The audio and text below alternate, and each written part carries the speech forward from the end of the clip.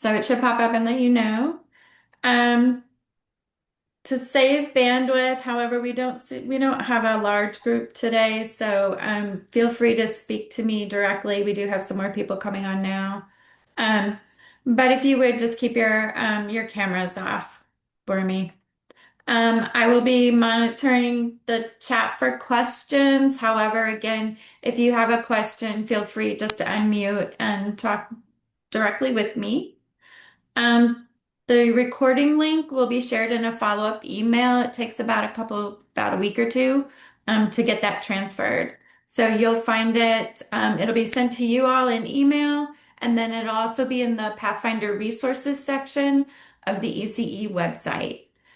So you'll be able to find it there, along with some of our recordings from some of our other webinars are in that Pathfinder resource section.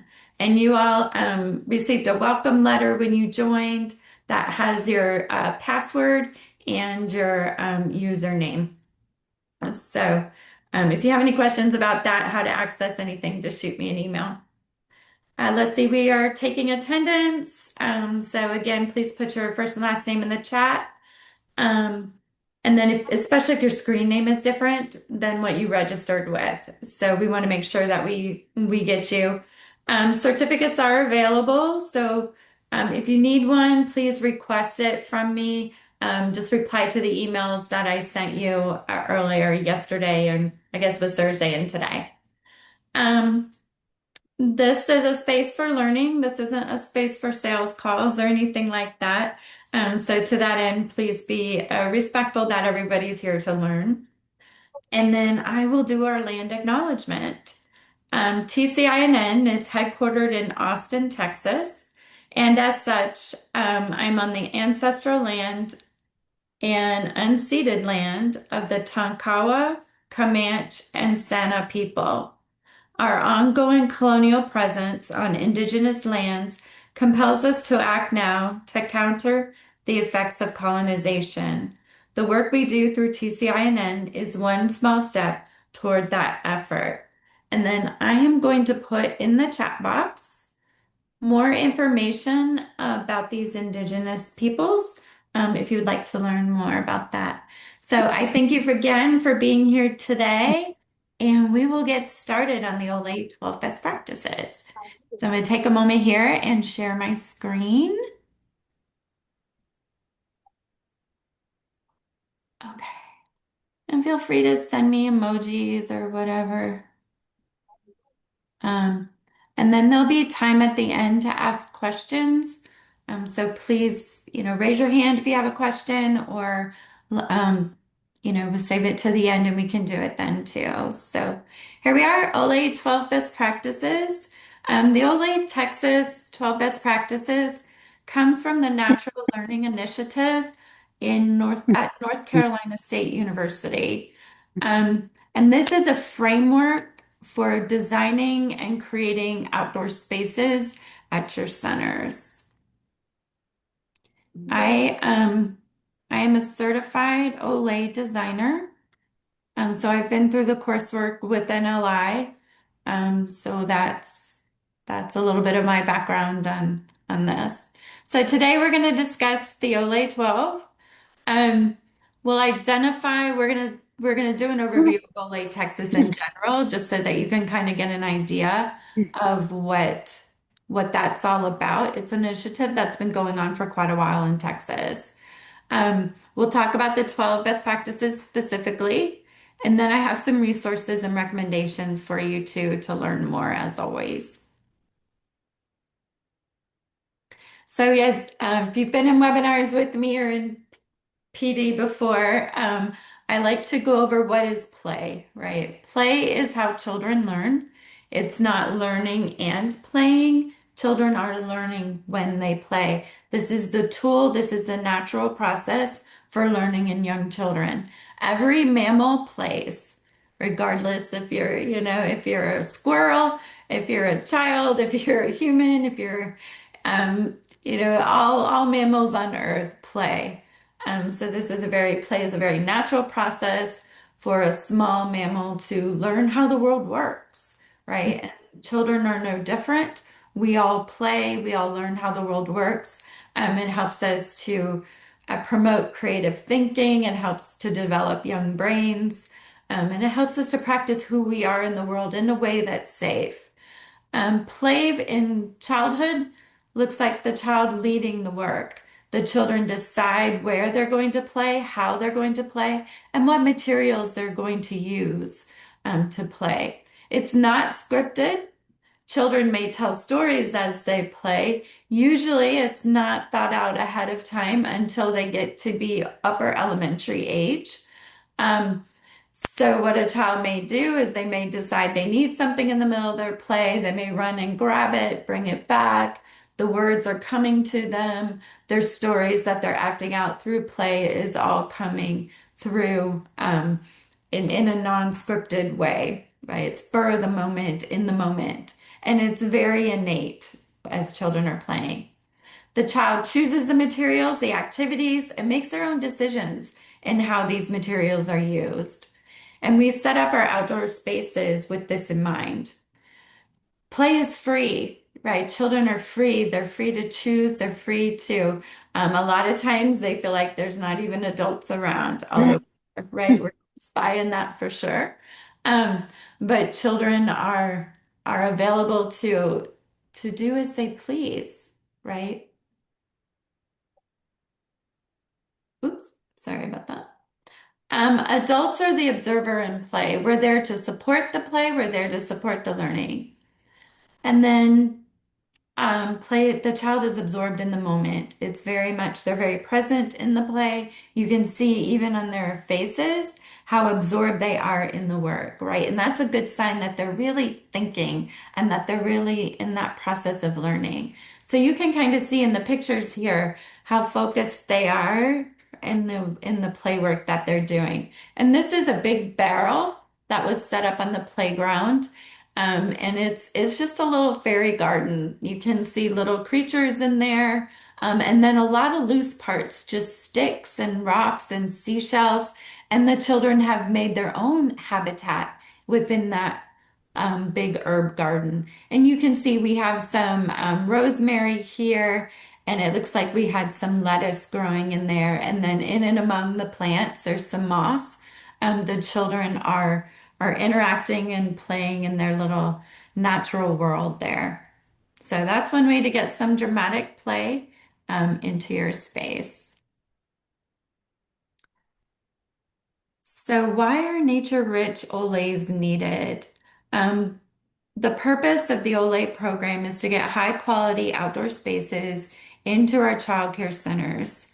Um, And child care centers are important to this work, especially the work that I'm doing with the ECE network, because many, many children are in your centers, they're in your programs. And this is most likely where they're going to work with the natural world. So it's important that we create these spaces in our programs so that children can experience the natural world. Oftentimes, this is the access that they have, especially routinely. So many areas across the country don't have uh, access to nature. Many children are lacking that access to parks or to natural spaces around them. So through the child care centers, we can make sure that all children have access to nature. Children are not outdoors as much as they once were. Some of us can remember a childhood where we were sent out the door in the morning and maybe we came back for lunchtime, and then we were outside playing again. We had at that time that freedom and that availability to be out just in our neighborhoods. And many of us did have parks nearby. However, times are quite different for many reasons. So children are not outdoors as much as they once were.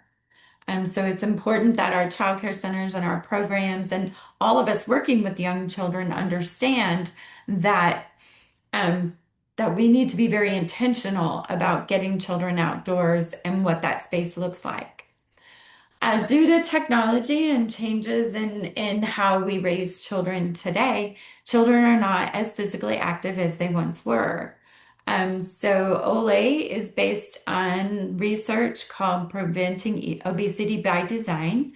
And what that research tells us is that when children are outdoors, they're more physically active. And that's fair to say, right? There's plenty of room to run, and the outdoor environment is just set up for children to be physically active. So for that reason, we want to promote the ECE network, promote OLEs and this framework as a way to get children moving and get children healthier. Time outdoors improves a child's social, physical, and psychological health. When I started teaching about nature, play, and learning years ago, I started with the physical benefits and all the developmental benefits. Today, I've switched that to really emphasize the psychological benefits. All of us need to be outdoors for our health and wellness, and our mental health and wellness for sure. And we'll talk about that just a little bit more in a moment.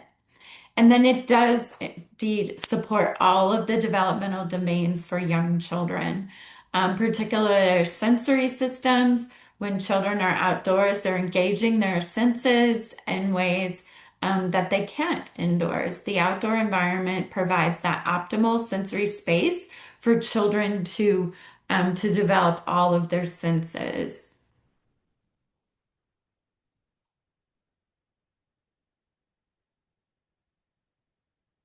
Okay, so some of the benefits, and I'm just touching on the tip of it here in these next couple of slides.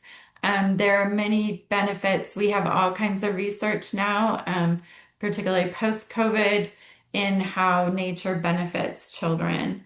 It increases neurotransmitters in the brain that increase connection and negate the effects of stress. So this is dopamine, this is endorphins.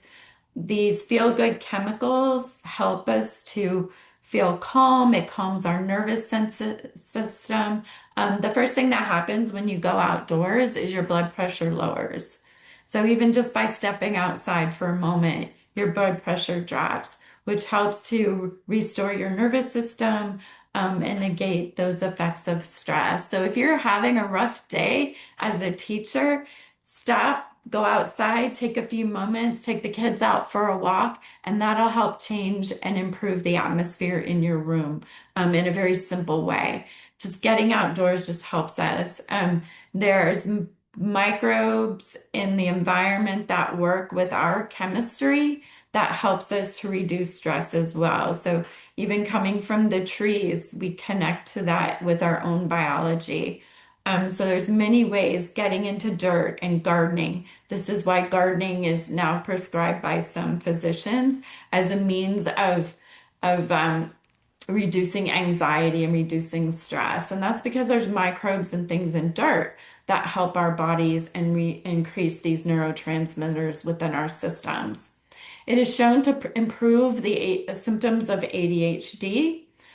Children, again, for all these same reasons and reducing stress, the same chemistry, the same things that are happening outdoors help to improve our symptoms. We know that children focus greater when they're outdoors.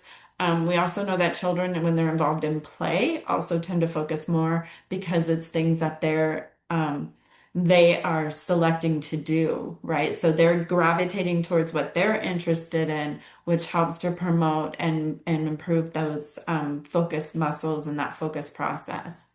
Again, reduces stress, supports the sensory system. You have 7 senses, including vestibular and proprioception.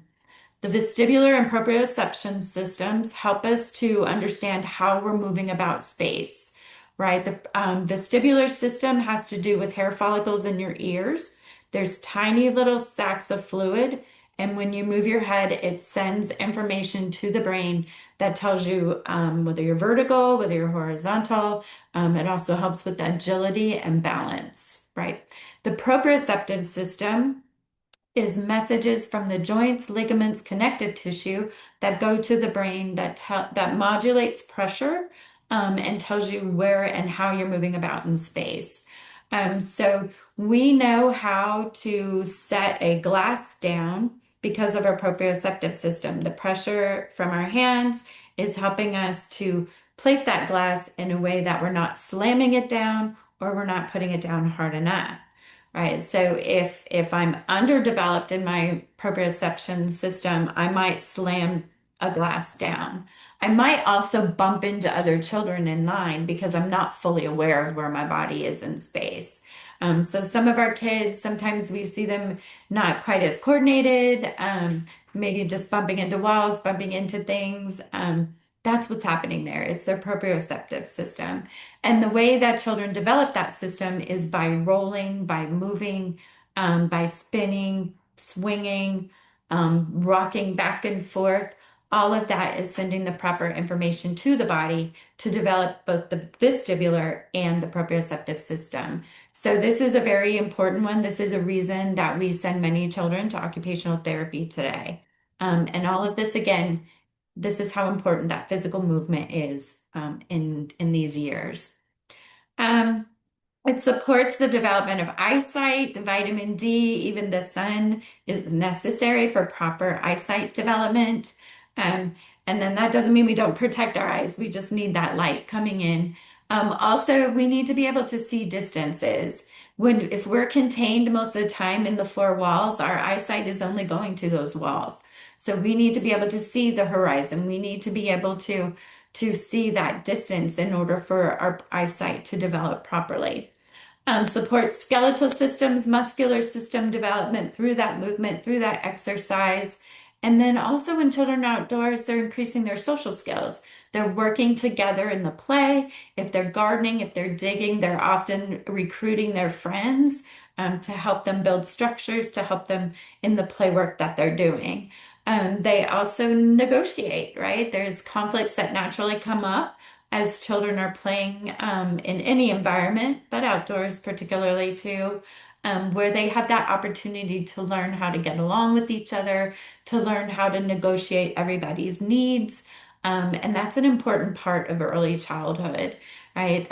Kindergarten readiness is all about those social skills, right? That's what our teachers want to see as they're going into the elementary years.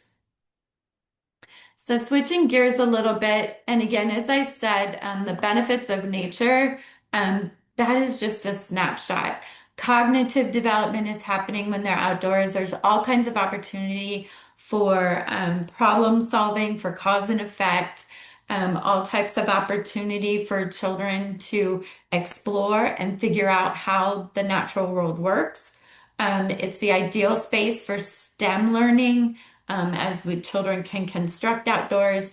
And you'll see in the OLE 12 best practices how much STEM is a part of those design principles. So the history of OLE goes back to Richard Louv, who wrote Last Child in the Woods.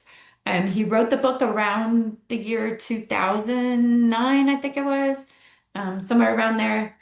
Um, Actually, maybe it was even earlier than that. He's the first one to coin the term um, nature deficit disorder. So, way back in 2000, he was understanding that children did not get outside in the ways that they had before. Um, so this is eye-opening. Children spend about less than 2 minutes a day in unstructured activity outdoors. Now we tend to take them outdoors, but it tends to be very structured. They're outdoors with a purpose. And what we need to see children doing is just engaging with the natural world, engaging with the environment, out there playing, just as many of us did when we were young. So from there, Richard Louv started the Children in Nature Network, which is a thriving organization today that has the Nature Everywhere conference every year in a different location in the US. So if you ever get an opportunity to attend that conference, it's amazing. Um, but he began this whole movement. So he's really the one who said, hey, we got to get kids outdoors. And in the time that he started the research and found the research and was understanding that this was happening, today it's not any better. So here we are 2 decades later, and we're just now starting to see people talk about it. Um, So hopefully we can really get this movement going, and help educators and everyone working with children of all ages that nature and being outdoors is supplemental to our programs, right? Oftentimes our programs are built with an emphasis on the indoor environment, and that's great. However, we have this whole other place to learn outside of our buildings, right? And that's another reason for the OLE 12 best practices is to create that space so that where children are getting high quality learning indoors and outdoors. Many of us do have amazing spaces, and many of us have some work to do. Wherever you are in the process, it's okay. Just getting children outside is great. So the Natural Learning Initiative started with Robin Moore and Nilda Casso. They are professors, also friends of Richard Louv, so they kind of got together with him. What can we do here? And they started the Natural Learning Initiative at NC State. It too was founded around that same time with the purpose of promoting best practice in outdoor learning. It's based in environmental design research, action research, education, and then they also are very big on getting that information out there. As I mentioned earlier, it's based on the preventing obesity by design model. You can find resources from Richard Louv and the Natural Learning Initiative in the Pathfinder network under the Pathfinder Resources portal. So you'll find a lot of information on development, best practices there too, and all things to support your OLE environment. So what you see on the website, in the version that's not password protected is great information. However, there's a whole other bank there of resources that are available to you as well. So the OLE Texas started somewhere around 2018 with the Department of Health and Human Services. Um, and there's about probably 20, 30 other partners involved, Texas, A&M, UT. We have workforce, TRS starting to get on board with OLE Texas and starting to understand what it's all about. OLE Texas partners with the Natural Learning Initiative and Texas Tech University to train educators and designers using this OLE framework. So for any of you who would like to go on and increase your knowledge of OLE, you can take the educator portion of the design OLE Texas or OLE design work there. It is on the Natural Learning Initiative website, which I'll show at the end here. Let's see, sorry about that. We're gonna go this direction. Okay, let's get to the nuts and bolts of the OLE 12 best practice indicators. So I'm gonna list them here and then we're gonna take a deeper dive into each one. Okay, so the first is 10 or more activity areas. Looping pathways, these are pathways that go throughout the space. A grassy area for gathering, shade structures in addition to trees. Trees are a big part of the OLE 12 best practices, but we also like to see some shade sails and arbors with vines and things like that to also help increase the shade. And then a variety of natural loose material available. This is your mulch. It might be an intentional earth play area with dirt and sand and water. So just a variety of materials and textures that children can dig in and play and move about the space. We also have six different types of wheel toys and portable equipment. As children are playing, they need those props. So this might be the mud kitchen area and the tools and materials needed for that.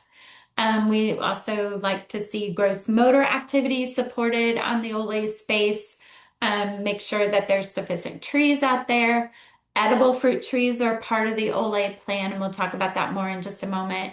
Shrubs and plants We want to create that natural environment outdoors. So natural plants and plants that grow well in Texas are important to add to the gardens. Vegetable gardening, and then that there's an outdoor classroom with storage. We like to see multiple areas with storage, so that it's easy for you as educators just to grab the materials that's needed and then get provide that out to the children. Also helps to keep that area looking tidy and to keep our materials in check.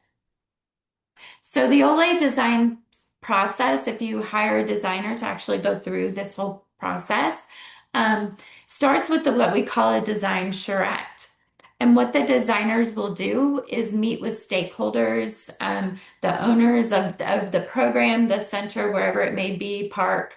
Um, they'll observe the children out in the space. They'll observe how they play in order to get a feel for how children are using the space. This helps us to design spaces that are unique to your program and to your children in your family. So we might see an area that has natural drainage. And maybe that's the area where we need to put water play in so that we have that natural way of draining the water. I was out on a playground consult and the director took me out to the space and she showed me an empty sandbox and she said, "I'm not sure what's happening here." And I said, "Oh, okay." I said, "Where has that sand gone?" And she pointed to another area over to a tree where the children had actually transported the sand over to that area by the tree.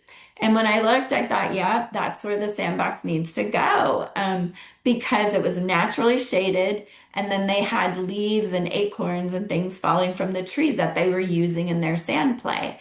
So just over time, the children had actually moved their sandbox over to that area. So I was like, well, here we go. We're going to put the sandbox right here. The children are telling us this is where they want it. And when we go out, we'll often find places where children have been hiding, where they've been digging in the dirt. And we know that these are the areas that children are naturally gravitating towards. But also that these are the activities they want to do. They want to hide and they want to dig in the dirt. During a design charrette, we invite the community as well. So if it's a center, we'll be inviting teachers, a handful of teachers will be, or usually the whole team, will be asking even the maintenance crew to come and talk to us about their needs. We'll invite even parents, members of the community, any stakeholder that has a say, sometimes it's funders, a say in that space. The community is actually actively engaged in this first part of this process in helping to create a space that is unique to each center and unique to the needs of each program. Consideration is given, as I said earlier, to the space in order to find the unique characteristics from the typography. Some have natural berms that we'll use within the design in a way to help children move. Maybe we won't dig through those, but we'll leave them if children like to run over them. I was at a center that was along the Trinity River, so we kind of built up a hill so that the children could use telescopes and things to look at the Trinity River. So there may be some unique considerations. We've put in extra bird gardens in areas that have natural surroundings around them too. So all kinds of things that we consider before we create the designs. So getting into the 12 best practices individually, the first is to have 10 or more naturalized settings or activity areas. These areas are distinct spaces for children to be and to play. So just like best practice for indoor environments is to have our centers, right? Our areas, dramatic play, art, all the things. We want to create that same situation outdoors as well. It's usually much bigger. And provide the materials needed for each area. So here in this picture, you can see a sand pit area or a loose part zone. And then you can see there's shelving there made of cinder blocks and boards in order just to hold the loose parts. So they have a big building zone out there for them to play with. The distinct areas are just a sense of place for the children to be. And so when they wander through each area, they know where they are and they know what to do in that area. It gives them those boundaries for their play work. It's to help offer children a greater variety of choice when they're outdoors. So it's great to have the big pull-in platform, climbers, and things like that. But often there's not enough on our playgrounds for children to do. So this is why we bring in the natural nature spaces and create these spaces. So yes, the climbing equipment is there, but they can also be playing in a mud kitchen, or they can do dramatic play, or they can do water play, or they can create outdoors. I like to say anything you can do indoors, you can do outdoors. And it actually becomes bigger. It becomes a whole different experience, and it becomes a very much a sensory experience. Even reading, the children are feeling the breeze, they're smelling the outdoor world as they're reading. The brain, again, is primed for focus when we're outdoors. Those neurotransmitters, everything we need to focus and learn, is actually heightened when we're outdoors. So children are more likely to remember stories and learn when they're outdoors. So even taking your reading outdoors is a wonderful thing. So we might even incorporate quiet areas outdoors where we can, where children can just settle in and read, or, whatever activities we put out there for them. Um, One area must be a gathering space. So we usually put that at the beginning, where it's kind of that introduction to the outdoor space. And then sometimes it looks like just an area with stumps that children can sit on, and it's a space where you can read, or you can maybe do a little lesson together, a teacher learned lesson before you go out and play. But just one space that everybody can gather together. Maybe it's music that you're having outdoors and do together. And then the entrance to the outdoor is kind of this welcoming area to define that, hey, we're in our play space now. And I'll show you some ideas of those. So this is kind of what it looks like in a architectural drawing. You can see that we have the archway into the playground. So that is that introduction to the outdoor world, to the outdoor space. Um, then you can see we have construction area and loose parts area. We have some climbing zone in the middle of our bike path here. We have a sensory walk back here in the corner, some more logs and stumps, which is actually defining the 6 foot space for the slide. We have to have a use zone when we have slides at the end. This is built into the ground, so there is no need for that 12 inches of mulch, because the child isn't going to fall very far if they roll out of there. It's about, usually when we embed them, there's maybe 8 inches there off to the side. So we do have to think about that use zone though. So here's a hill, the platform, and then here's a kind of a sensory board. This was a toddler playground. And then we have some color panels that they can look out through the outside world, a gathering area, but then again, we also have music around this space. We have a stage for play, and then some gardening beds here. This particular space was indeed turfed, because this was at a Montessori school, and that they wanted a look to be consistent. So this one is a little more formal in its design. The materials won't move much. Other spaces you'll see where it's just like being out in a huge garden with all the settings in there too. So different ways that we can do this. There's gardening areas, gathering areas, art, mud kitchens, things like that. So many ways to create the 12 areas for play and learning. And we can be creative with them. There's not a specific set of what it should be or what it has to be, just that there's 10 separate areas for children to be. So the looping pathway, this can be the most expensive part of a project depending on how we put it in. But the reason that we need looping pathways, and if you go to any public space, any public park, you will most likely see pathways. If you're at the Arboretum here in Dallas, it's very prominent that there is a pathway system that goes all the way through the Arboretum, or it may be a park. And the reason is that those pathways disperse people throughout the space. So if they weren't there, people would tend to gather. They might not go all the way into the space. So that pathway just kind of says, "Hey, you're invited to wander. You're invited to hike. You're invited to go through the space." So think of trails and that kind of thing. Um, and then the research indicates that pathways allow for higher levels of physical activity. Children are going to move more.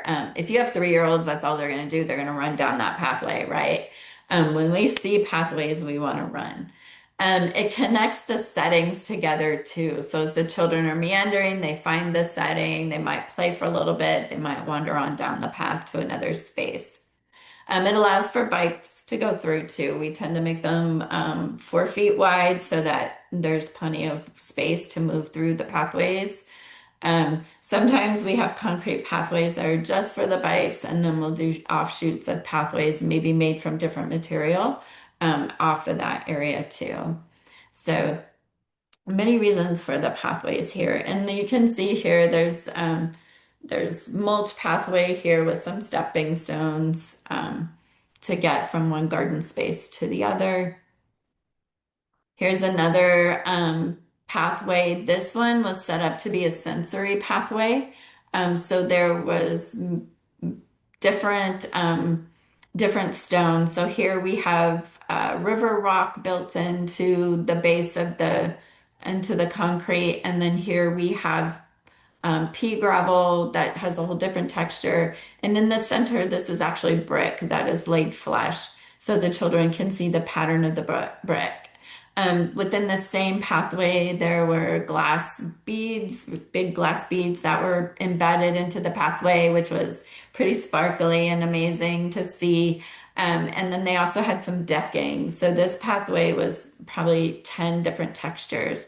So the children could walk through there. You could even invite them to walk barefoot to get that sensory stimulation and that feeling of texture in their feet. So again, some of the reasons are wheeled toy use, that sensory space if we intentionally do it that way. They can be made, pathways can be made from concrete mulch, DG. I was even at the Botanical Gardens looking, and they actually have grass that creates the pathway, and it's defined by the outer edges of the garden beds. So it creates this pathway. There's many ways to create pathways. So, and as I said, a concrete pathway can be very expensive. So there are other options or ways that we can blend different things in order to help it be more economical. And then ideally a pathway would be about 4 feet wide for ADA compliance, and also to move materials and the bikes, the children can go back and forth. So here's a closer view of that pathway. You can see the cobbles and the river rock in there. The bigger rocks are what we call cobbles. And then you can see how the brick was laid in just this kind of random pattern. So how fun. So our pathways can be very interesting if we choose to make them that way. This whole area of this playground, this is a nest school at Cibolo Nature Center. And this was a whole meant to be a sensory garden. So that's why the pathway is very sensory, designed for sensory input, and then designed with different materials too. This decking was also part of that space.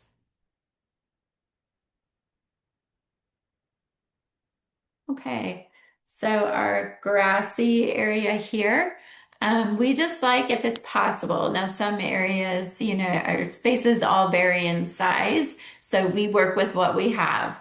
Um, if there is space, a large open grassy space is wonderful, especially if you have parent events or community events. But this also allows for game playing, the games with rules. If you want to kick a soccer ball around, we absolutely encourage that.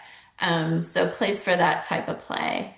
Then running, children are going to run in those big open spaces. And we like to see a space that can accommodate about 25 people for a gathering. However, that's an ideal, right? Everything I'm showing you is built from the ground up. It's scratch. But what we need to do in our centers is just start somewhere. And that can be as simple as putting in a small planter with herbs in it, to get that nature going, to get it out there on the space. So it runs the gamut from, small spaces that are designed very well to large spaces too. So um, this isn't just an ideal that we would have that 25, that space that can accommodate 25 or more. But we put in smaller ones too. I've seen schools sometimes like to offer yoga, so we can create a space out there for that. Plus your rules with games and that kind of thing. Shade, as we all know, especially in Texas, is super important. It allows for more time outdoors, protection from the sun. And then, interestingly enough, a study out of UT showed that children naturally gravitate towards shade when the temperatures get to be about 91.6. So children will just, they won't even know they're doing it. They just gravitate, they'll move their stuff over to where the shady areas are. So we want to make sure that we have plenty of shade available to them.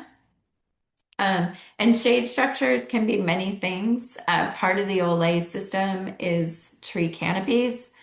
So when we plan for an OLE, we have formulas that we use based on the size of the space to tell us how many trees we should put in the area for a big tree canopy. If you work with green schoolyards, the formula is even more.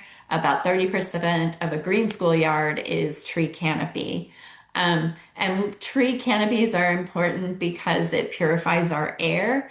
It will help to reduce the cost of cooling a building. So there's many reasons to put trees on campuses. It helps us to repopulate the trees that we get from removing tree forests and things. So schools are a way to encourage, mini arboretums in our spaces. Um, Arbors and trellises with vines are great for shade. Also, awnings over doorways. We can extend them out pretty far, attach them to the building, extend them out. Porches. So we'll see lots of ways that you can have extra shade just even around the building. Larger shrubs. When we put in shrubs, some will encourage to clear out like the first 6 inches or so that teachers can see feet moving and the child feels enclosed. But they'll kind of hide in there too, and it offers larger shrubs offer patches of shade for the children too. And again, landscaping is a big part of OLE for the benefits of clean air, providing shade, moisture, things like that, right? Our oxygen comes from plants. Another area of Olay is the natural loose materials. So lots of ways we can do this. We call this loose parts play, right? Many of us. So if you're familiar with loose parts are objects that children can put together and dismantle in any way that they see fit. So there's no right or wrong way. We call that open-ended material, and children like to build with it. So this is a beautiful loose part zone here, very simple. It uses pine mulch as the base, and then it is outlined with some storage containers to help contain the material, but also some stumps and log to help identify where the building should go. We've put in some stumps. This actually looks like there's some tires in there too. And that is holding all the loose parts material. You'll see the larger rock here is cobbles. I know teachers often worry that children are going to throw those. Actually, they're really heavy. They're just enough that the child can lift and take it over to the space. So even if they can get under it to toss it, it's not going to go very far. So we just need to, supervise everywhere we go, and make sure that the children are aware of other children around them. So these are a great building material. Brick is another great material to build with. And then sticks branches, right? When we put them out this way, we're sending that message that this is for building. So the children, have that space to play with it. The stumps serve as places for ramps. They'll build off there, they'll build structures. I like to put in smaller stumps so that they can move those around the space. We have tree cookies in this barrel back here. This barrel is the same barrel a similar barrel to what the fairy garden was in that you saw at the beginning of the video here of the PowerPoint. So this is just a beautiful little outdoor building space. So some other things you can use depending on where you are in the country. I know some of you sometimes are from North Carolina. Pine needles, the piney woods here in Texas, pine needles are a great loose part. That's great for mulching and pathways too. Sticks, it's okay for children to play with sticks. We just put up the rules, we put up the boundaries. Um, Rounded stones, children will gather stones on their own to play with. Seeds, these are smaller loose parts here. Seeds, you might have a discovery table somewhere on the property where the children can use smaller loose parts with containers and tongs and things like that. Sand is considered a loose part, mulch, pea gravel. There's all types of options out there. Children love to dig. So a lot of times we'll put a loose part zone and then we'll put an earth play zone that has water or dirt, sand, that the children can play with as well. So we like to see a lot of that out on nature spaces. This is about the wheel toys, right? We all know that children love to push wheelbarrows and ride their trikes and all that type of stuff. The toddlers are busy transporting and playing. So we need space for them to do that. And the pathways provide that space. And then we provide those materials, those toys. Um, so we also, children use a variety of props out there when they're playing. If you have an art space, which I highly recommend taking art out there, we tend to be messier. We tend to allow for more painting. We don't worry about ruining things indoors when we take it outdoors. The water is going to wash it away. We can get the hose out and hose it all down. So I highly encourage you to take your art outdoors. Just make sure that it is biodegradable material. A couple of things I ask you not to take outside is rice, because the birds, it upsets it harms them. And then sequins and that type of thing do not biodegrade, and can be harmful to the animals as well. So make sure what we're taking outdoors, keeping in mind that we share that space with critters and birds. So we want to make sure that these things are safe. Yarn, a bird's going to put that in their nest. So things like, just make sure it's natural. Over time, it's going to biodegrade. Plastic does not. And like I said, the sequins don't either. So just be mindful of what you're taking out there, but your non-toxic paint, all that type of stuff is fine outdoors. Children need that choice of materials. They need the tools. They need the buckets. They need the shovels. They need the tongs. They need the things when they're outdoors. And then gardening, make sure you have a good set of gardening tools, wheelbarrows, rakes, that type of thing. I saw a tip recently where they got full-size rake and then cut the wood handle down to child size. So the child had that bigger space to rake up leaves, and then they sanded down the pole and the top of it for the kiddos. So I thought, oh, that was cool. So making sure that it is manageable for the children and child size. There's also some sturdy rakes and things out there that are smaller for children. So again, anything we can do indoors, we can take outdoors, and it becomes that whole new experience. Even if it's just taking a bag with your props in it. I know some places share the outdoors, maybe in a church environment or what have you. Just having simple portable box that you can take out with dramatic play things or books or things like that, that you can take out there. So we want to ensure that climbing is available, right? Our toddlers especially need to climb. Our school age children, they need to let out that energy. So this is what a natural climbing space looks like. It's stumps, it's logs that the children can hop on, hop off. This particular space even has a boulder. We do have the proper fall zone there. It is 12 inches of mulch underneath, and then fall zone with a 6 foot radius as well. So we can use those stumps, those logs, to create structures. We can even build them bigger um, for school age as well. This would be about 5 and under in this space. So the children need that balancing, climbing, crawling through tunnels. Sometimes we'll put a tunnel out there through a hill. Rock, they need to roll. So if a surface is flat, sometimes we'll build hills in order for the children to have that space to run up and be king of the mountain and then roll back down. Um, so climbing zones are a part of that outdoor space. And then outdoor meeting space, what we call the outdoor classroom space where children, especially our older pre-K into the school age world, can take learning activities outside. Um, Most of the time when you're outdoors, I recommend that the children just have their free play. They make their own choices and where they want to go and play, because children are doing a lot of deep learning when they have that freedom to choose.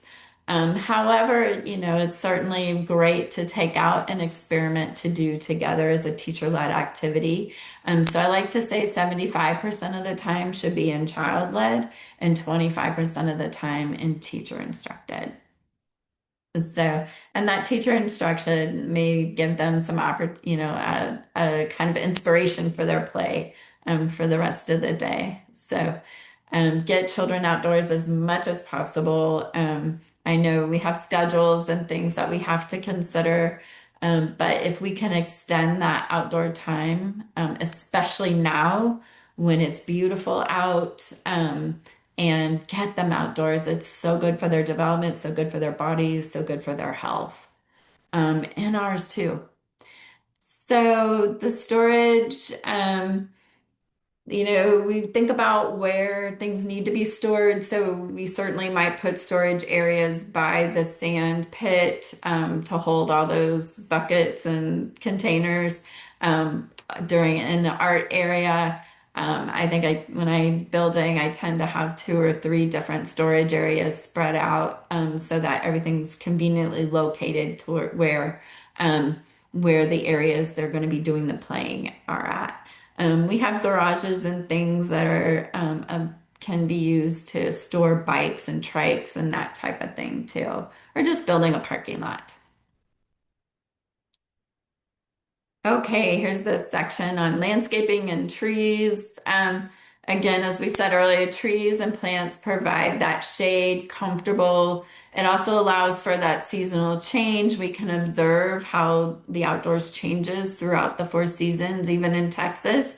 It's a little subtle going from summer to fall. It also provides those natural loose parts. Children will make potions from leaves. They will gather sticks and rocks. They'll do some patterning with that work. Um, so loose parts are a big part of childhood. Gardens can attract the butterflies, birds. We can set that up in such a way that we get the pollinators to the space. Um, it's also important for children to learn where food actually comes from.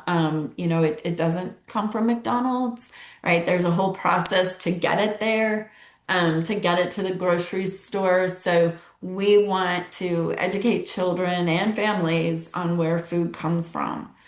So studies and research show that centers that have gardens um, promote healthier eating habits in families as well. The family gets excited about the garden. Maybe they've never had that experience, and so they experience it at school, and pretty soon you have families doing it at home too. So you can create a whole community culture around a garden. And we highly recommend that. The studies are showing that people will eat better, healthier habits will be established if children, especially young children, have access to that gardening. They're naturally curious about it. and how fun is it to grow your tomatoes that you had for lunch, right? So it can be small, it can just be herbs, right? It can be a couple of planter beds, and right now you plant lettuce in it, and then you make salad for your center. So it doesn't have to be huge. It can start small, kind of get a grasp of what what you're doing, learn to garden a little bit if you're not a gardener, and get some confidence going, and then grow it over time. So. Lots of ways that we can do that. We have Texas native plant list that are child friendly. We have the child friendly plant list that is divided by regions in Texas so that you can see what types of plants are fun for children, are safe for children, and are ideal to have out. Texas, depending on your region, if it's, more towards Houston where it tends to be damper, those native plants look very different than here in Fort Worth or out in Abilene where it tends to be drier, down in Austin, or way out in hill country. So it's all divided out into areas and regions where you can select the proper plants that will work in your area. Same with trees. Not all trees will thrive in all spaces. So some are, North America trees, some are not. Um, so using that in mind will help you with maintenance, with water, that type of thing, when we plant natural space vegetation to the area. So children like to hide in the shrubbery. They like to feel it. And again, for that air, right? We get our oxygen from plants. We like to see a plant-rich space. If it's a strong canopy, you're going to reduce your heat by about 10 degrees. So some general tips for creating outdoor learning environments. Observe the children, see how they use the space. The children will tell you what they need and what the space use. Ask the children, what do you want to see? Think of the space as a third teacher. What is my environment teaching my children, indoors and outdoors, right? Because children are learning through the materials in the space. Create a plan. You don't have to be an artist. We do have some resources out there. Um, I can certainly do design work. We can get you in touch if you have a large budget with design teams. So there's a lot of ways that we can do that. And I am, as the ECE manager, am here to support you in creating your outdoor environment. So please send me your questions or anything you need. Creating a budget, we want to work within what's affordable for your center, keeping it simple. Structures, we want to make sure you're building those with the right people, right? Structures are tricky. So DIY, I don't recommend for structures when you're working with children. So let's get connected to the right people for that. Licensing, involve your rep early on. If you're doing a whole playground review, make them part of that team so that they're aware of what you're putting in and then working with them. So just some tips there. And then here's some resources for you. And then I see that there's some questions in the chat. Oops, sorry about that. Let me go back this way. Okay, I'm going to stop my share here so I can answer questions. And you can come off. You can come off mute if you have anything you'd like to ask. Can you put those links in the chat? Yes, I can do that. Actually, what I'll do is when I'm done here, I will send you an email right after this, and I'll put the survey in there, and I will put the links. I'll put that slide in there for you too, so you can have that. Also, in 2 weeks, the link will be available for you to rewatch this webinar as well. So that'll be there for you too. So, let's see. Cat, this is why I'm developing. Yes, with perma. Excellent. Yeah, we're seeing more and more nature things popped up. Um, yeah, good. 5 acres, wonderful. Good. Any questions today? Yes, yes. Yes. please. So you said we could contact someone having to do with plans because it's exactly Mhm. what I need to do. I've Yep. already gone through my permaculture course. I had a team of people to help me get it ready for permaculture. It was always because I'm a retired science teacher Yes. and I want to develop a curriculum that, and there's some out there already, but I want to develop my own that has to do with, what I know is best for children and developmentally, but include all the natural kind of stuff in there. I've Uh-huh. been following children in nature for a long time. Yeah. I saw Dr. Kuo's TED Talk a long time ago, which took me into the vitamin N. So when I was working with the school district, I brought all this stuff in because they were always talking about doing some OLEs, but they never followed through really. And I want to be a center of where people can come and see that it is possible, and I can go to the school districts and help them do that. But meanwhile, I'm developing on the 5 acres a glamping ground just to get people here and give, no, I'm very serious, and get Good. people here to understand about why nature is so important. I've already planned all the paths, everything that you were talking about right now. It's like, yes, Excellent. yes, yes. But the area that I was the most ignorant in is everything you just said. I didn't know this was going to be for early childhood, but this is exactly what I want to do because we also have Nigerian dwarf goats, and my husband wants to get an equine center because he's in a special ed. He takes care of the adult Mhm. children. Of course, we don't know where the government's going to put special ed after now, Right. but we want to have what they call care farm, where you have neurodivergent people, autistic, whatever, and help them understand that they would be perfect here. But I Mhm. want to start it from early childhood, and Excellent. everything you just said was gold, Beth. Okay, Your good. presentation, everything you just did is exactly, I feel very blessed that I'm here, but I need help with the plan. Absolutely. And so if you can help me with the planning part, because I need to have it in for when I get investors in to help me develop this. This part is the gold that I feel that's going to draw people in. And so this is major important to what I'm doing. And I need you to know who I am because I need your guidance. I need your mentorship. Absolutely. Okay, I so that's all. I just no, great. I just put my email in the chat, and when I send you the Zoom link, that's my email. So let's set up a time to talk more offline here, and I can connect you to whatever you need to get this done. So, and that's true for anybody. I myself design small spaces. If it's a large scope project, I have people that I can direct anyone to. So, however, whatever's needed, we can find it. The other thing to your point, Kat, is I want everyone to understand you're not alone in this work. What you're describing to me reminds me of a center that's been established for a while now in San Antonio, Marvelously Made. She has alpacas on her site. And these are people we want to bring in for these webinars so that we all know that we're not alone. Up here in North Texas, there is Nature School of Fairview. They're on about the same amount of property. And they too. So there's people I can connect you to just for that support and how they did it and getting you to that space too.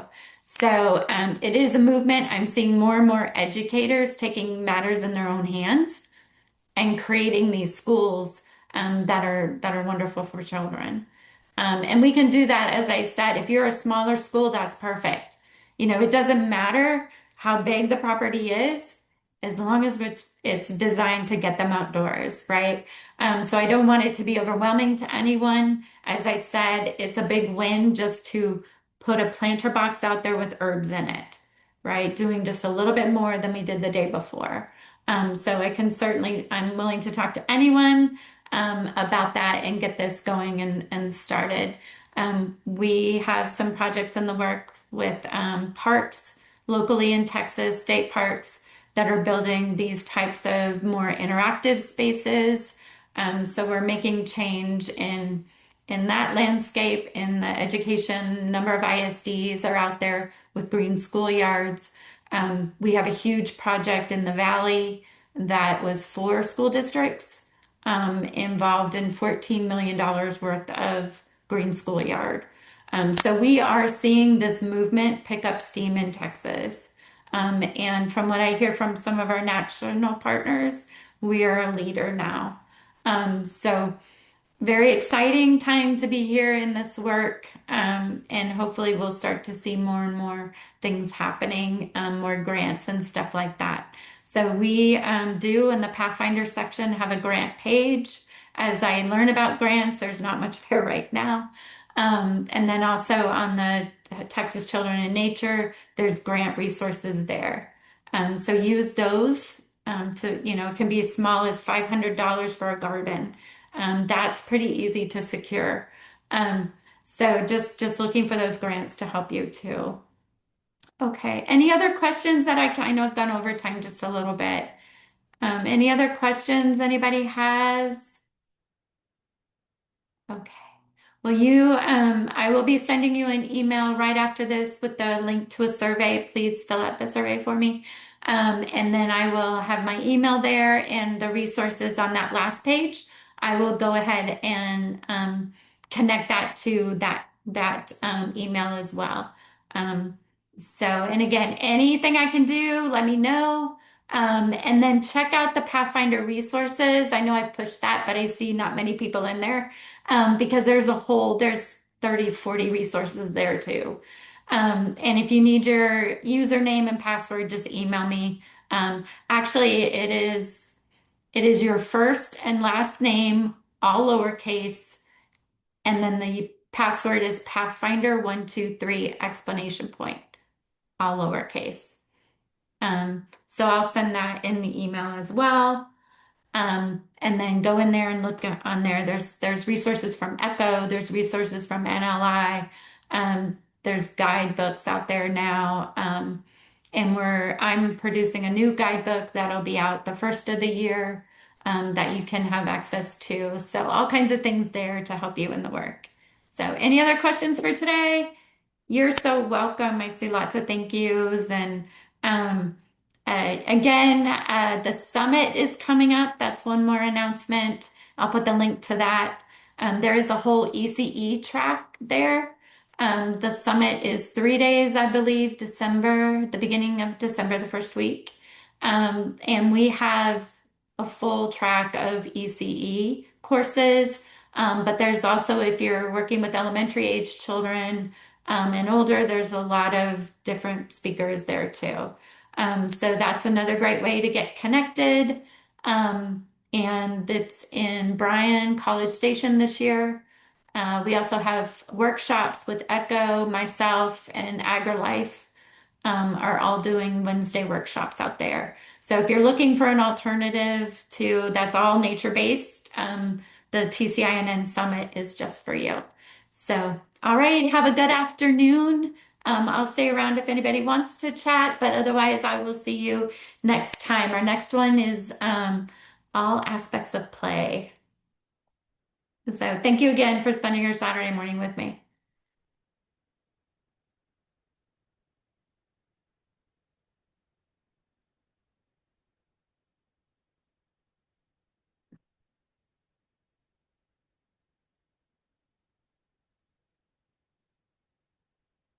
All right.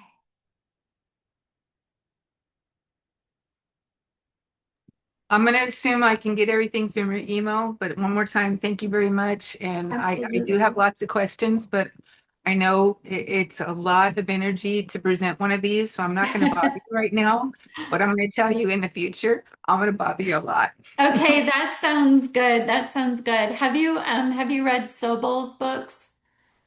Sobel. I'm trying to think of his first name. Let me see if I've got one here. Um, No, but I will look it up now that you're telling me. I learn every yeah. day, so I know I don't know everything. He has he has a specific book that I'm going to recommend to you. So when we talk, Okay. I'll have that recommendation. Carissa, to sign up for the next training, it is on the ECE Network website. And I'll put a link to that in the email that I send out.